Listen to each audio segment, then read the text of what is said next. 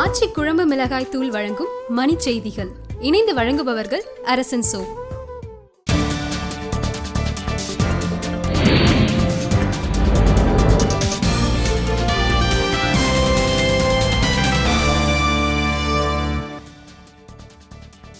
நாடு முழுவதும் 4 லட்சம் கோடி ரூபாய் மதிப்புள்ள நிலக்கரி சுரங்கங்களை ஏலம் விட நடுவண் அரசு திட்டம்.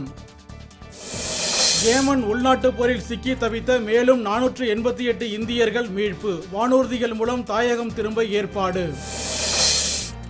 அமைச்சர்களின் அதிகாரங்களை பிரதமர் மோடி எடுத்துக்கொள்வதாக காங்கிரஸ் மூத்த தலைவர் ஜெய்ராம் ரமேஷ் குற்றச்சாட்டு.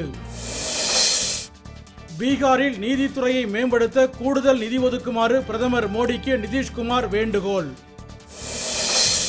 கர்நாடக ஆட்சிப்பணி அதிகாரி ரவி மரணம் குறித்து நடுவண் புலனாய்வு அமைப்பு விசாரணை தொடக்கம்.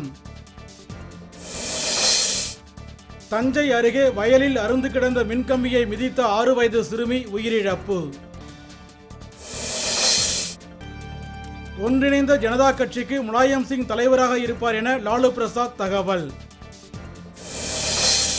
புயலால் பாதிக்கப்பட்ட மேகாலயா மாநிலத்தின் தெற்கு பகுதிகளில் மீட்பு பணியில் ராணுவம் தீவிரம்.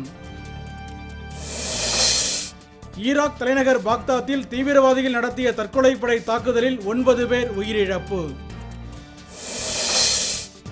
தமிழகத்தில் கொளுத்தும் வெயிலால் மக்கள் அவதி. அதிக அளவாக திருச்சியில் 104 டிகிரி செல்சியஸ் பதிவு. ஆச்சி குழம்பு மிளகாய் தூள் வழங்கிய மணி செய்திகள். இணைந்து வழங்கியவர்கள் அரசன் சோ.